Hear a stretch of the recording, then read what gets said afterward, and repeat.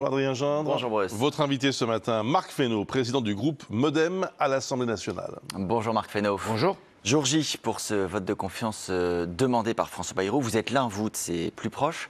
Vous vous êtes fait une raison. Vous savez que cet après-midi, ça y est, il va tomber. Alors, il faut toujours mener les combats jusqu'au bout, d'autant plus qu'on pense que la cause soit juste. Mais manifestement, les expressions, donc il faut être lucide aussi, les expressions des forces politiques encore ce week-end ne laissent pas beaucoup de doutes quant à l'issue du vote. Mais je pense que c'est important de mener ce combat-là parce que c'est un combat important pour aujourd'hui et évidemment pour demain. Vous l'avez vu ou eu ces dernières heures, François Bayrou, il est dans quel état d'esprit? Il préparait son discours évidemment et dans l'état d'esprit de quelqu'un qui veut essayer d'éclairer les consciences sur le sujet qui est devant nous, qui est le sujet de la dette et du déficit. D'ailleurs, qui est un sujet pas simplement comptable comme chacun sait, mais qui est un sujet de souveraineté et de capacité pour la France et les Français à relever les défis de demain. Parce que, évidemment, c'est des moyens qu'on n'aura pas pour autre chose si on n'arrive pas à résoudre cette équation. Il n'a aucun regret? Le temps des regrets peut venir un jour ou l'autre, mais je n'ai pas eu le sentiment qu'il regrette d'avoir mené ce combat-là. D'abord, c'est un combat qu'il mène depuis 25 ans pour l'avoir accompagné. Campagne même de 2002, déjà, il portait cette question de la dette et du déficit et cette responsabilité. Est-ce qu'on peut avoir des regrets d'avoir mené des combats? Je ne suis pas sûr. Est-ce qu'on peut avoir des regrets de ne pas avoir réussi peut-être manifestement à convaincre ou à faire entendre raison aux partis politiques? Ça peut être, mais ça c'est des regrets qui devraient être partagés par nombre d'entre nous. Et avoir un regret d'avoir décidé de solliciter ce vote de confiance aujourd'hui qui précipite sa chute. Il aurait pu très bien ne pas le solliciter, engager les débats sur le fond, sur le budget, discuter pendant des semaines à l'Assemblée, ce qu'il a toujours défendu par ailleurs. Pardon, si on regarde les choses avec lucidité, vous voyez bien que l'écart entre les propositions qui étaient faites et les nécessités qui étaient posées par François Bayrou, trajectoire environ 40 milliards de réduction de la dépense. On continue à augmenter la dépense. Et les propositions des socialistes, qui sont même pas de 20 milliards d'économies, en fait, c'est plutôt 5-10 milliards d'économies, il y a un gap suffisamment grand pour avoir le sentiment, en tout cas, que nous faisions semblant, qu'on est dans les faux semblants. C'était inéluctable. Mais oui, et je trouve que tout temps perdu dans ce registre est un temps qui n'est pas bon. Il me semble qu'il y avait quelque chose d'un faux semblant dans cette affaire-là, qui était de faire croire qu'on était prêt à discuter pour les socialistes sur une base qui était pas vraiment acceptable, pas seulement pour nous, pour la trajectoire dont nous avons besoin. Mais ça veut dire que cet redresser après-midi, à 15h, quand François Bayrou veut s'exprimer, il n'y aura pas de nouvelles concessions, il n'y aura pas de tentative. Non, là, il y de aurait la quelque main. chose. D'ailleurs, François Bayrou l'a dit à plusieurs reprises cette semaine, l'objectif n'est pas de rester pour rester, de s'arc-bouter, de se donner le sentiment, en plus de se faire balader par les uns ou les autres. On a vu ce qui a pu se passer malheureusement pour Michel Barnier, avec le sentiment qu'on a négocié jusqu'au moment où on a décidé, du côté de Marine Le Pen, de le faire tomber avec le soutien de la gauche. Donc il ne faut pas se donner ce spectacle-là, y compris pour les Français qui nous regardent. Je pense qu'il ne faut pas faire semblant et il faut poser les équations telles qu'elles sont et après essayer de trouver des compromis. Une fois le gouvernement renversé, il faudra quand même un budget. Et il faudra quand même un gouvernement pour porter ce budget. Et il faudra réduire la dette et le déficit. Est-ce que le Modem entend participer, votre parti, le Modem, entend participer au prochain gouvernement? Mais la question, pardon de le dire ainsi, la question principielle, c'est pas celle-là. La question, c'est est-ce qu'on trouve un terrain de compromis et d'entente pour passer un budget et retrouver de la stabilité dans ce pays? Nous participerons, d'une manière ou d'une autre, à toute œuvre qui permettra enfin d'essayer de trouver des voies du compromis. Participer pour participer n'a pas d'intérêt.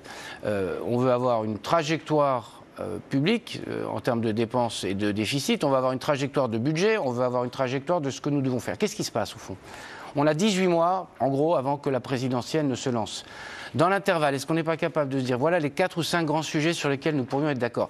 Identifions aussi les sujets sur lesquels nous ne sommes pas d'accord. C'est ce que j'avais dit il y a presque un an, jour pour jour, à Michel Barnier. Et à partir de là, les sujets sur lesquels nous ne sommes pas d'accord, c'est les Français qui trancheront. Et ils trancheront en 2027. Ça veut dire, Marc Fesneau, que vous êtes prêt, vous, à travailler avec n'importe qui? Je vous pose la question. Non, pas n'importe qui. Bruno Retailleau, président des Républicains, actuel ministre de l'Intérieur, dit par exemple, un Premier ministre socialiste, pour nous, c'est non. Est-ce qu'il y a des vétos? Mais la question n'est pas qu'il soit socialiste, la question c'est quelle politique il mène. Certainement socialiste, il est socialiste. Oui, enfin, j'ai l'impression qu'ils font semblant de penser qu'ils peuvent mener une politique socialiste, parce qu'avec quelle majorité?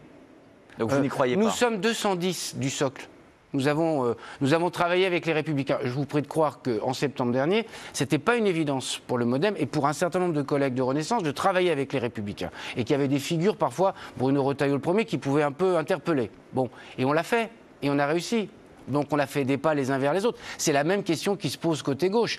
Mais ceux qui pensent et qui imaginent qu'avec 140 voix, c'est les socialistes qui disent ça, ils peuvent avoir plus de stabilité qu'avec 210, Il y a quelque chose là aussi du faux semblant. Donc la question qui va se poser, c'est de regarder si ce socle, ce bloc qui s'est constitué, et y compris dans la difficulté, reconnaissons-le, est-ce qu'il est capable de travailler avec d'autres? Parce que personne ne peut mener une politique socialiste, personne ne peut mener une politique de droite et personne ne peut mener la politique que nous menions de 2017 à 2022, parce qu'il n'y a pas de majorité. Donc ne faisons pas semblant de croire qu'il y a une majorité. Et donc c'est pour ça que je vous réponds, un socialiste, il ne pourra pas mener une politique socialiste. Un homme de droite, il ne pourra pas mener seulement une politique de droite. Marc Fesneau, c'est ça la vérité. Pour avoir bien compris, vous dites c'est le socle actuel qui devra continuer à gouverner, c'est-à-dire le bloc central et les Républicains, ou vous souhaitez que demain ce bloc soit élargi, notamment au socialistes? L'idéal, si nous étions au-delà des postures, des faux semblants, des échéances et municipales, et présidentielle et législative.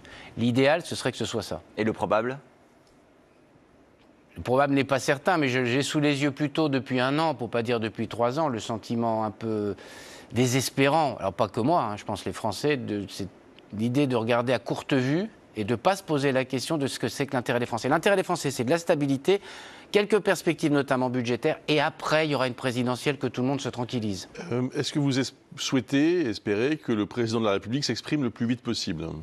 C'est lui qui décidera, mais je pense que le plus vite on arrive à trouver une équation, mais peut-être il y a la question aussi d'essayer de prendre le temps d'expliciter ce que je viens de dire. Mais il n'y a pas besoin de 3 semaines. Mais il faut arrêter les faux semblants. À 210, on a du mal. Dit et redit, Marc Fesneau. Non, à 210, on a du mal. C'est lui qui a la main, de toute façon. Oui, c'est lui qui a la main. Mais je pense qu'il puisse clarifier. Je me permets de vous poser la question parce que, souvenez-vous, les dernières fois, ça a pu être très long. Oui, mais c'est pour ça que l'idée de dire... D'abord, j'adore les fuites, vous savez, qui disent « il va aller très vite, il va aller très vite ». Généralement, c'est la meilleure façon que ça n'aille pas très vite. Le mieux dans cette phase-là, d'incertitude, l'idéal, mais c'est le président de la République qui en tranchera compte tenu des circonstances, c'est d'aller vite. Mais il ne faut pas confondre vitesse et précipitation. Ce n'est pas la peine de jeter en pâture un nom sans qu'on ait la moindre idée de la façon dont on va le construire. Et donc nous, on est plutôt avec cette philosophie-là. Il faut aller vite, autant que faire se peut, mais il faut être aussi au clair sur les intentions qu'on aura les uns et les autres. Et pour François Bayrou, à partir de demain, qu'est-ce qui commence? Il commence, se poursuit le combat qu'il mène depuis 25 ans dans la vie politique française sur un certain nombre de sujets. Donc, le combat politique, c'est pas juste je suis Premier ministre ou je suis parlementaire ou je suis candidat à la présidentielle. Non, c'est pas ça qu'il a dans la tête. Et ceux qui, moi, pour avoir beaucoup discuté avec lui, je prétends pouvoir dire ce que je vais dire. Il n'a pas fait tout ça pour avoir en perspective la présidentielle. La présidentielle est une étape comme une autre pour un certain nombre de responsables publics, mais tout ça n'est pas construit pour ça. Tout ça est construit pour être fidèle aussi aux engagements qui ont été pris devant les Français depuis 20 ans. Bayrou reconduit à Matignon, c'est pas une option. Je crois qu'il l'a lui-même écarté pour une raison simple, c'est compliqué. On est devant les Français. Donc si on lui demande, si le président lui demande, il dira non. Mais c'est compliqué, je vais vous dire pourquoi à mon avis il dira non. C'est compliqué quand vous avez un vote de défiance.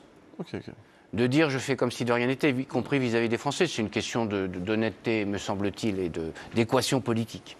Merci beaucoup, Marc Fesneau. Merci pour votre présence ce matin. Merci à Adrien Gindre. On va se retrouver dans quelques